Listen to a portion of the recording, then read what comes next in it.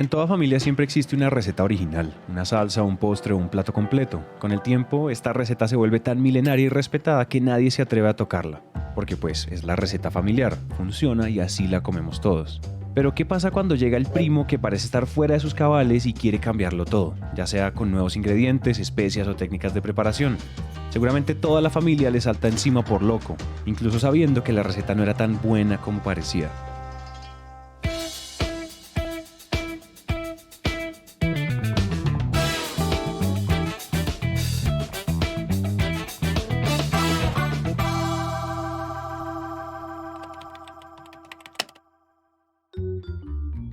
Que a mediados del año 2018 empiezo a escuchar a los clientes que intervenían, que son esas personas que son seleccionadas, los candidatos que no son seleccionados, los líderes de las vacantes, las instituciones educativas que cuentan con centros de egresados y que requieren que sus estudiantes realicen las prácticas empresariales.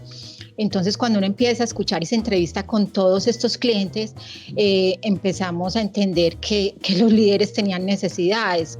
Entonces ahí el reto era también tener un poco como más de visión y era pensar qué nos depara el futuro de los talentos, y era pensar eso, nosotros vamos a ser sostenibles con este modelo que tenemos hoy, necesariamente no, y ese fue como el punto del que partimos adicional, porque entonces ya nuestros clientes internos que les ha funcionado y que lo han validado empezaron a vivir cosas como es que es muy demorado, si yo me demoro no sé tanto tiempo me lo van a ofertar en otra compañía. Cuando uno empieza a escuchar esta cantidad de cosas, uno dice, bueno, entonces hay que revisar el proceso, y claro, cuando uno empieza a mirarlo de una forma objetiva, y de hecho pues yo llegaba nueva al cargo, entonces encontré que era un proceso bueno, un proceso tradicional, un proceso que estaba bien, pero realmente tenía muchos pasos. Creo que alrededor de 16 pasos, no estoy tan exacta en el número, pero sí 16, y fuimos pasando primero a 9, después a 8, después a 6.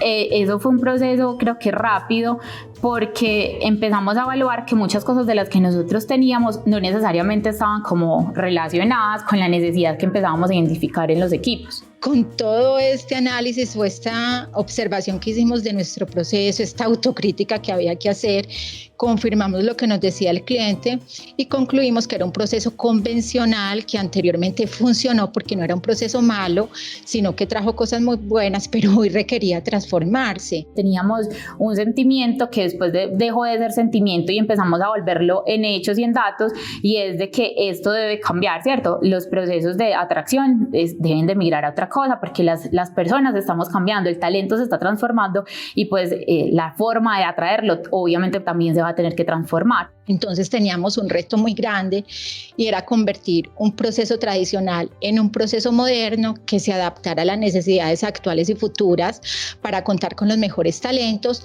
y al mismo tiempo para ser una empresa atractiva que entusiasmara al mejor talento para unirse a nuestro equipo de trabajo. Sabemos que innovar nos apasiona, nos moviliza y nos permite evolucionar, pero historias como esta nos deja ver a la innovación como algo que puede surgir cuando todo está y se ve bien. Es decir, como si esa transformación surgiera de la nada, ¿no?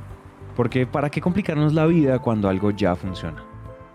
Pues este proyecto de reclutamiento que llegó a manos de Marilyn funcionaba, y hasta ese momento era exitoso, por decirlo así, pero tenía sus fallas. Era un proceso demorado que llegaba a tomar semanas e incluso meses, y contaba con muchos pasos que llegaban a ser agotadores para sus participantes. Entonces, teniendo todo esto en cuenta, ¿cuál era el plan? El objetivo era encontrar algo que combinara la tecnología y la psicología. Inicié la búsqueda de esta herramienta, encontré unas pruebas psicométricas diseñadas en la India.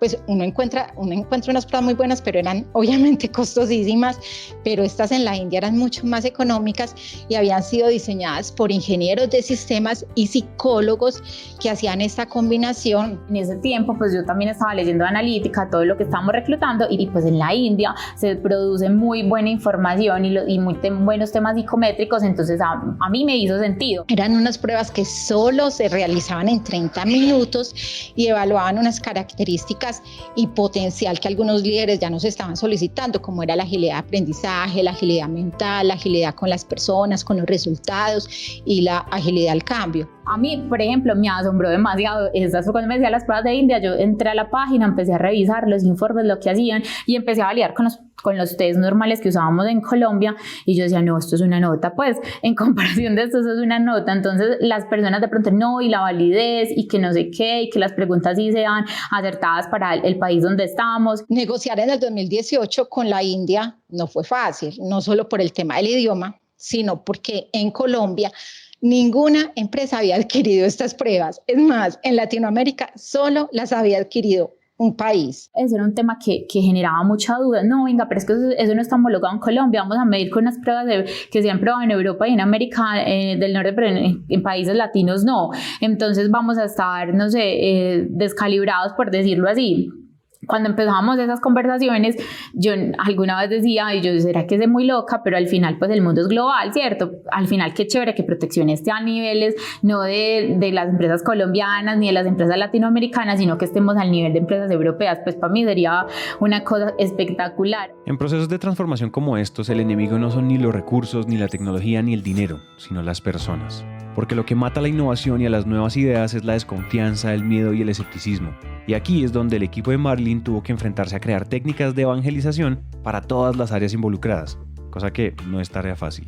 Porque convencer a toda una compañía de cambiar un proceso de reclutamiento que en realidad funciona y ha sido exitoso, parecería absurdo para cualquiera, y hasta cierto punto en esta historia lo era.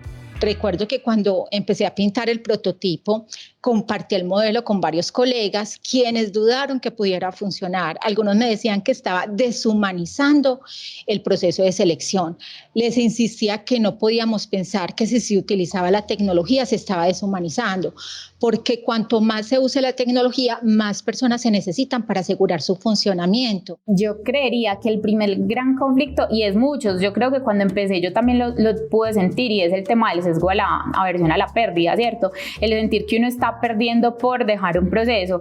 Entonces muchos pensaban que voy a perder la parte humana porque voy a empezar a hacer automatizaciones, voy a perder una parte de una visión más profesional porque no voy a tener de pronto una persona externa que me va a acompañar en la valoración. Entonces era entender también eso. Todos tenemos temores en los procesos de transformación, los tuvimos nosotras también cuando empezamos, pero también es mirar, yo lo converso con Mari, uno a veces tiene que mirar de frente los temores, a ver por qué se dan y pues empezar a ir hacia ellos y empezarlos a resolver, ¿cierto? Yo les insistía y les mostraba en ese mismo año 2018 que se había realizado una predicción donde se podrían perder 75 millones de empleos por culpa de la tecnología y la automatización. Sin embargo, esto originaba la creación de 133 millones de trabajo, casi el doble, pero tampoco les convencían estos argumentos.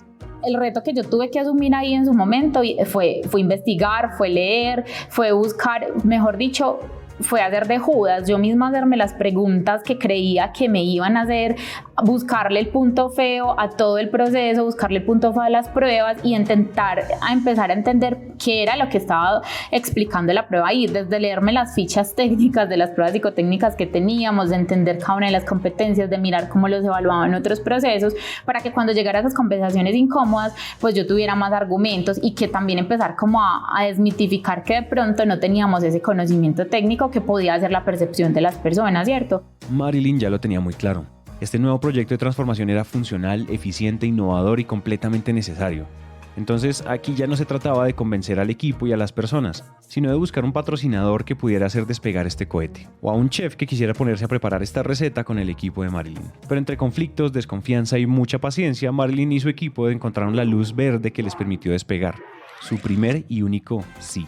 Cuando ya tuve la oportunidad de podérselo exponer a José, que es mi líder, llevé una cantidad de argumentos, me preparé, o sea, con todo el conocimiento para mostrarle, más bien demostrarle que valía la pena el modelo, todo lo que se ahorraría en tiempo y en dinero, y lo mejor de todo es que privilegiaba una selección por talento.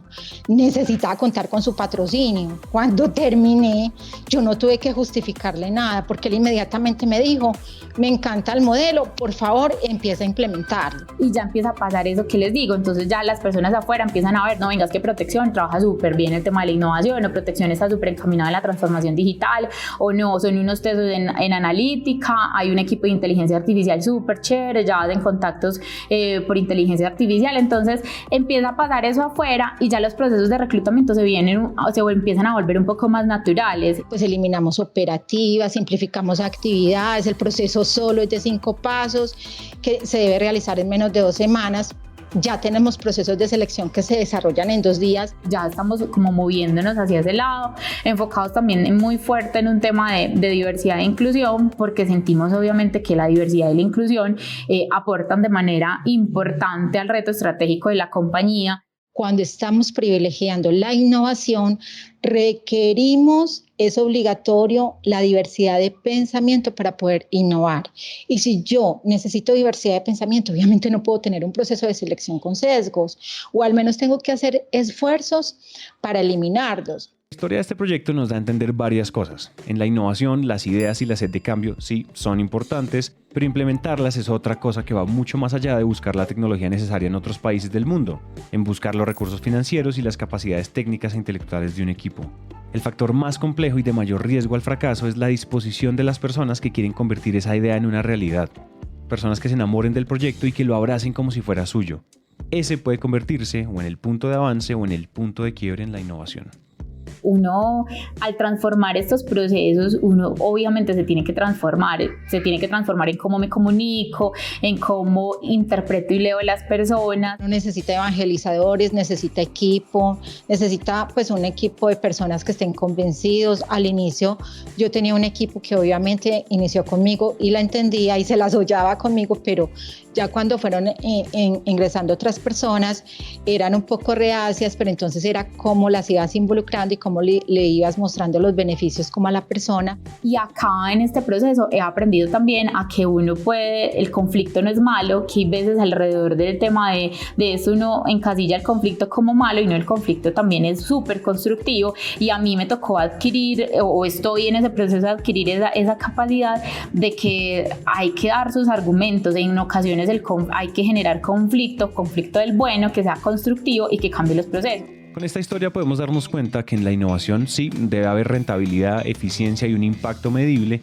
pero también que innovar se trata de movilizar, de buscar oportunidades, de cambiar y de entender que con personas como Marilyn y su equipo podemos ver la otra cara de la innovación, cuando la necesidad de cambio se centra en escuchar al cliente, dejando de lado el escepticismo y dándole vuelta a la receta original.